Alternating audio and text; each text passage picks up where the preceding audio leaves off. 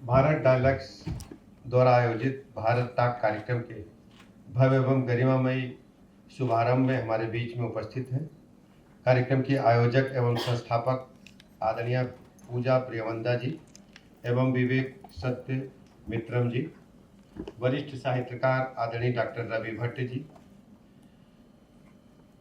संस्थापक यूनिवर्सल आदरणीय श्री चंद्र प्रकाश जी, वरिष्ठ लेखक एवं पत्रकार आदरणीय मनोज राजन त्रिपाठी जी, नवभारत टाइम्स के संपादक आदरणीय सुधीर मिश्र जी, एमटी यूनिवर्सिटी के प्रोफेसर आदरणीय चंद्रशेखर वर्मा जी, लखनऊ बायोस्कोप से आदरणीय माधवी कुकरेजा जी और प्रसिद्ध दास्तान गोई के कहने वाले इस विधा को आगे बढ़ाने वाले आदरणीय हिमांशु वाजपेयी जी, उपस्थित सभी पूज्य हमारे पिताजी, सभी को मैं प्रणाम करता हूं, अभिनंदन करता हूं, लखनऊ वासियों को सैल्यूट करता हूं। भारत डायलॉग्स, जैसा कि अभी हम सब ने सुना, एक ऐसा कार्यक्रम की शुरुआत होने जा रही जो भारत के बड़े शहरों में वहाँ की स्थानीय विधाओं के साथ साथ वहाँ की परंपरा, वहाँ का खान पान, वहाँ का रहन सहन, वहाँ की तासीर के बारे में हम सबको रूबरू को कराने का काम करेगा देश दुनिया को। लेकिन इसकी शुरुआत लखनऊ से हो रही है और हम सब आज यहाँ एकत्र हुए इस कार्यक्रम की शुरुआत करने के लिए। तो मैं सबसे पहले सभी आयोजन समिति से जुड़े सभी साथियों को बहुत बहुत शुभकामनाएं और बधाइयाँ देता हूँ कि आपका ये आयोजन केवल ये आयोजन नहीं, आने वाले 10 शहरों में जहाँ भी आप जाएंगे और ये संस्था आगे बढ़े और देश के लोगों को इन सभी शहरों की और भारत की जो अनुभूति है उससे अवगत कराने का काम करेगी। आप सफल हों, ऐसा मैं ईश्वर से प्रार्थना करता हूँ। जहाँ तक लखनऊ की चर्चा मैं करना चाहूँगा, कितना समय मुझे है? लखनऊ की चर्चा, जैसा कि मुझे कार्यक्रम के बारे में पहले से बहुत ब्रीफिंग नहीं थी, लेकिन मैं यहाँ आकर समझा हूँ कि लखनऊ के बारे में हम सब चर्चा करने के लिए एकत्र हुए। लखनऊ कैसे आगे बढ़ा, लखनऊ नवाबों की नगरी के साथ साथ, प्राचीन नगरी के साथ साथ बदलाव को कितना लखनऊ ने स्वीकार किया है, और लखनऊ की जो संस्कृति है, अमा प्यार भरी संस्कृति है, उसको हम कहाँ तक संजो पाए हैं और उसमें कितने संशोधन आए, हमने कैसे उनको स्वीकार किया है। हमें लगता है यही सब चर्चा करेंगे। क्यों मंसू जी? और कुछ अतिरिक्त है? वैसे बताइए तो। जैसे लखनऊ जो है, वो जो आप सुनाते हैं ना, लखनऊ को जहां तक मैं समझ पाया हूँ, लखनऊ वास्तव में एक ऐसा शहर है जहां चिंता मुक्त लोग रहते हैं। यहाँ भागम भाग भरे लोग नहीं हैं। अगर आप पुराने लखनऊ में चले जाएंगे तो आपको ढेर सारे लोग मिलेंगे जो अपनी जिंदगी जीते हैं। होता क्या है कि हम सब लोग सोचते हैं कि जो तेज दौड़ लेगा, तेज दौड़ने में जो पीछे वाले को बराबर वाले गिरा देगा वही जीतेगा। ये आधुनिकता की दौड़ में हम सब इस दौड़ में तो पूरी दुनिया दौड़ रही है, अकेले हम लोग नहीं, पूरी दुनिया दौड़ रही है। लेकिन लखनऊ इससे परे, कोई दौड़ भाग नहीं, कोई टेंशन नहीं है। ट्रेन छूट रही छूट जाए, लेकिन अगर जूता पहनाने वाला चला गया तो हम जाएंगे नहीं।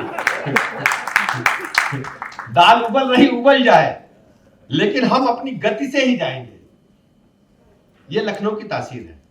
और मुझे कहने में इस बात का फक्र है कि लखनऊ ने अपनी तासीर को बरकरार रखा है। कितने उतार चढ़ाव लखनऊ ने देखे। 1857 की गवाह रेजिडेंसी है यहाँ पर। उसके बाद जो मुगल पीरियड में जितने भी उत्पात हुए, आतताई आए, उसका भी हम लोगों ने गवाही निशानी यहाँ देखी है। और आगे हिंदुस्तान की आज़ादी के बाद बड़े उतार चढ़ाव देखे हैं, चाहे झंडे वाले पार्क का मूवमेंट हो आज़ादी का, चाहे बेगम हसन पार्क में, हमें याद है 1975 में इमरजेंसी के बाद जो सबसे बड़ी मीटिंग हुई थी 1977 में, वो बेगम हसन पार्क में हुई थी। अब वहाँ मीटिंग नहीं हो सकती, फिर धीरे से अम्बेडकर पार्क गई, अम्बेडकर पार्क से मीटिंग अब चली गई है शहीद पथ पे, रमाबाई अम्बेडकर मैदान में। बहुत उतार चढ़ाव लखनऊ, लेकिन लखनऊ ने अपनी कभी स्वभाव नहीं खोया। तो मैं लखनऊ वासियों को बहुत बहुत सल्यूट करता हूँ। और आप सोचो, हम लोग जब लखनऊ को जीना शुरू किए, मतलब समझ आई, तो लखनऊ मैक्सिमम चारबाग से चल करके और उधर आलमबाग तक था। नहरिया पे आने पे सन्नाटा होता था, जो जिसको वीआईपी रोड कहते हैं। पहले वीआईपी रोड नहीं थी, उसको नहरिया या मुर्दैया बोलते थे। पुराने लोग जान पाएंगे। अब मुर्दैया तो गायब हो गई है, अब मुर्दैया कोई नहीं कहता, वीआईपी रोड बोलते हैं। और इधर लखनऊ जो है मैक्सिमम कपूरथला कह सकते थे, कपूरथला के बाद संगम चौराहा तक था, क्यों मंसू जी? और बाकी लखनऊ में टेम्पू जो चलता था वो चारबाग से रैदास मंदिर तक आता था, रैदास मंदिर के बाद कपूरथला और संगम चौराहा। अब लखनऊ सीमाओं को तोड़ चुका है और उधर उन्नाव बॉर्डर, इधर बाराबंकी लखनऊ मिल चुका है, इधर संडीला तक हम मिल चुके हैं, इधर कुर्सी तो लखनऊ में ही हो गया है, बाराबंकी तो पहले से मिला हुआ था, मोहान तक लखनऊ पहुंच गया है। लेकिन इतनी बड़ी जनसंख्या हमारे में शामिल हो गई, हम 20-25 लाख से आज हम 65 से 70 लाख आबादी वाले शहर में बैठे हैं, लेकिन हमने अपना टेस्ट नहीं खोया है। जैसे सामान्यतः आप देखते होंगे जो भाषाई संस्कृति है, तो अंग्रेजी की डिक्शनरी जो हमने हाई स्कूल में खरीदी ऑक्सफोर्ड की, उसमें जितना मोटाई थी डिक्शनरी की, आप अच्छा बता पाएंगे, उतनी मोटी अभी बदलाव आया कुछ? उतनी है। और हिंदी की डिक्शनरी नहीं, उतनी किसे है, वो दुगनी हो गई है। हिंदी की डिक्शनरी जो है वो दुगनी हो चुकी है। अंग्रेजी हिंदी की जो डिक्शनरी है, आप उसको देखना जरा, जो हिंदी टू हिंदी है उस डिक्शनरी हमारी 4 गुनी हो चुकी है। कारण जानते क्या हो चुका, क्यों हुआ ऐसा? आप बताओ, आप तो किताब रोज पढ़ते हैं। कारण ये है कि हिंदी जो है रोज 2-4 शब्द स्वीकार करती है और अंग्रेजी एक दरवाजा बंद कर दिया, यही है बस, इसके आगे हम नहीं जाते। जैसे मान लीजिए, जैसे टेलीफोन आया, मोबाइल आया, तो अब मोबाइल में रिचार्ज कराने के लिए ये कोई नहीं कहता कि खर्चा दोबारा डालना है। चाहे रिक्शा पुलर से पूछिए, चाहे इस होटल के सीईओ से पूछिए, कहेंगे रिचार्ज ही करना है। वो रिचार्ज हिंदी ने स्वीकार कर लिया, जैसे टेलीफोन को स्वीकार किया था। टेलीफोन कोई दूरभाष संयंत्र नहीं कहता, जैसे रेलगाड़ी को किसी ने लौ पथगामिनी नहीं कहा किसी ने।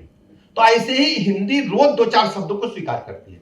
जो हमारी बोलचाल की भाषा है, हिंदी उसे सहर्ष स्वीकार करती है, इसलिए हमारी डिक्शनरी मोटी होती जाती है और हिंदी अपनी वहीं, अंग्रेजी वहीं टिकी हुई है। ऐसे ही लखनऊ है। लखनऊ कहीं का कोई आदमी आ जाए, जैसे ज्यादातर लोग जैसे अयोध्या रोड पे जाएंगे तो पूर्वांचल के लोग हैं, बिहार के लोग हैं, पूर्वी उत्तर प्रदेश से लोग हैं, जहां हम खड़े हैं यहाँ हरदोई सीतापुर के लोग हैं। इधर बाएं जाएंगे राजाजीपुरम में कुछ उन्नाव के लोग मिल जाएंगे, इधर त्रिवेणी नगर साइड चले जाएंगे तो पूरा सीतापुर नजर आएगा, बाराबंकी साइड अयोध्या रोड जाएंगे तो बाराबंकी, गोरखपुर, बस्ती, बहराइच के लोग नजर आ जाएंगे। लेकिन लखनऊ जो आया वो लखनऊआ हो गया, और लखनऊआ होने के बावजूद उसने अपने स्वभाव में भी परिवर्तन लाने का काम किया। आप सोचिए कि आपको बड़ी संख्या में लोग पहले गंजिंग करने आते थे, और अब आपको गंजिंग के साथ साथ आपको कहीं ना कहीं आप देखेंगे, जब 1090 के पास से गुजरते हैं, एक दिन हम शाम को गुजर रहे थे तो बड़ी संख्या में लोग थे, छोटा मोटा लोग नहीं थे। हमें लगता है कि 5-7 हजार आदमी तो होगा, जो गोमती तट को देख रहा था, कोई फोटोग्राफी कर रहा था, कोई चाट खा रहा था, कोई पकौड़ी खा रहा था, कोई चाय पी रहा था, आराम से मस्त मौला जिंदगी थी। तो लखनऊ सहज सबको स्वीकार करता है और अपने में ढालने का काम करता है। जैसे आप लोगों ने जूता वाली बात बताई, बारादरी का किस्सा पुराना है कि नवाब साहब इसलिए नहीं भागे कि अंग्रेज उनको पकड़ लिए कि वो जूता पहनाने वाला चला गया था। तो लखनऊ की अपनी संस्कृति है कि हम सुख सुविधापूर्व बगैर तनाव के जीवन जिएंगे। तो मुझे लगता है कि ये जो आपका कार्यक्रम है, ये लोगों को लखनऊ की स्वभाव से भी परिचित कराएगा, और सभी शहरों के स्वभाव से परिचित कराते हुए खान पान का लखनऊ का विशेष ध्यान रखिएगा। लखनऊ में, पुराने लखनऊ में जाएंगे तो आपको देसी घी की कचौड़ी, खस्ते, जलेबी और अन्य जो शहरों में परंपरागत वस्तुएं मिलती हैं, उसी तरह लखनऊ में भी आपको फास्ट फूड अगर मिलेगा गोमतीनगर इलाके में, तो चौक इलाके में लखनऊ की अपने परंपरागत स्वाद भी मिलेंगे। मैं बहुत बहुत आभार प्रकट करता हूं आप सबका कि आपने इस कार्यक्रम का संयोजन किया, मुझे बुलाया, और मैं हमेशा आप लोगों के साथ रहूंगा लखनऊ की बात को आगे बढ़ाने में। अभी शुरुआती दौर में हम लोगों ने मौन रखा, उस घटना ने हमें बहुत अंदर तक तोड़ा था। मैं मौके पर था, हमने अपनी आंखों से बच्चों को तड़पते देखा है, इसलिए मैं किसी भी सार्वजनिक कार्यक्रम में शायद तब से मैं कम गया हूं, लेकिन वो घटना हमारे लिए बड़ी चुनौती है। उस घटना का जिक्र मैं इसलिए कर रहा हूं, आप सब प्रबुद्ध नागरिक हैं, सरकार से जिम्मेदारी सरकार की सबसे अधिक है, लेकिन सरकार से ज़्यादा जिम्मेदारी हम सबकी है। हम एज ए नागरिक बात कर रहे हैं, हम अपने आसपास जितने भी संस्थाएं चल रही हैं, जहां पर लोग एकत्र हो रहे हैं, चाहे कोचिंग हो, चाहे अस्पताल हो, चाहे हमारे ऐसे बैंक्वेट हॉल्स हैं जैसे, या होटल्स हैं, या अन्य कोई जगह जहां पर लोग एकत्र हो रहे हैं, वहां कम से कम 2 रास्ते होने चाहिए। गैर ऑक्सीजन आने के लिए एग्जॉस्ट फैंस होने चाहिए, गंदी हवा निकलने के लिए एग्जॉस्ट फैन होने चाहिए, और दूसरा सबसे बड़ा क्या कि आग से निपटने के सारे संसाधन होने चाहिए। जो बिल्डिंग में आग लगी थी उसमें निकलने जाने का एक ही रास्ता था, पीछे निकलने का कोई रास्ता नहीं था, छत का जीना भी बंद था। और आग बुझाने के जो हमारे पास यंत्र होते हैं, ये आग जो अब लगेगी ये प्लास्टिक की आग है, ये बिजली की आग है, ये पानी से बुझने वाली नहीं है। बिजली बगैर काटे इसको आप कुछ कर नहीं सकते। तो इसलिए हमें सारे संसाधन अपने अपने संस्थाओं में, अपने अपने घरों में रखने चाहिए। और भगवान को मैं प्रार्थना करता हूँ कि कभी भी हमारे लखनऊ के अब ऐसी नज़र न लगे कि हमारे बच्चे हमारे सामने हमें छोड़ करके चले जाएं। हम सबको सतर्क रहना होगा और छोटे छोटे लालच को हमें छोड़ करके आने वाली पीढ़ी के लिए एक बेहतर लखनऊ बनाना होगा। यही मैं आपसे कहना चाहता हूँ। बहुत बहुत धन्यवाद। Thank you so much. एक बार और थोड़ी जोरदार तालियां बजा दीजिए। और ये जो आपने वादा किया है लखनऊ के लिए उसको निभाइएगा। मेरा सर से अनुरोध है कि अब वो हमारे स्पीकर्स और पार्टनर्स को थोड़ा फेलिसिटेट करने में हमारा सहयोग करें। I would now request our speakers and partners to join us on the stage for their felicitation one by one, and kindly stay on the stage for a group picture, please. So first we have Dr. Ravi Bhatt ji. I'm sure he has a lot of interesting things to tell us. Let's keep the applause going, everyone. Thank you, sir, for felicitating Dr. Ravi Bhatt ji. We are so pleased to have you with us. Next, we have Mr. Chandra Prakash ji from Universal Bookstores, as we all know. किताबों के लिए तो थोड़ी और तालियां होगी। Bilkul, bilkul. Books are the lifeline for knowledge, for power.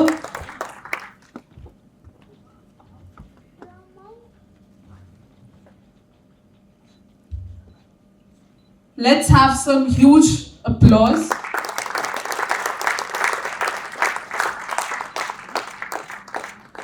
Books document a city's history well more than anything else.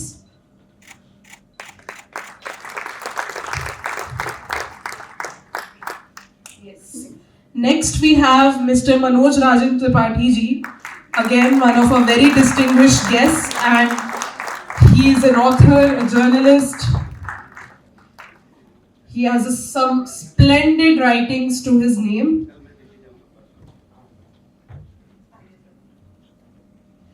Let's keep clapping. Why is the excitement so low? We are going to hear all of our very distinguished and knowledgeable speakers soon. So that excitement must show. Next we have Mr. Sudhir Mishra ji. Again, let's keep clapping, let's keep applauding our great speakers. It is very motivational. Let's not let the applause die down, people. These people have done a lot for the great city we are currently standing in. So let's show them our appreciation. Then we have Mr. Chandrasekhar Verma ji. I would like to thank Mr. Rajesh Pathak ji again for his wonderful address and for felicitating our speakers.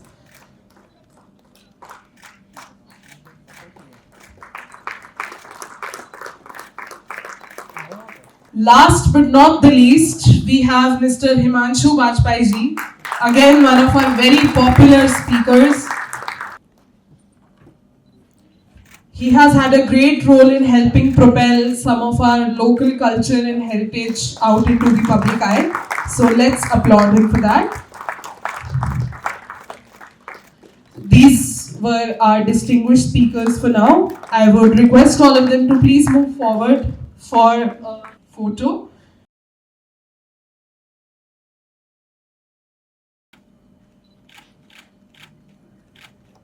Wonderful, wonderful. What a wonderful photo.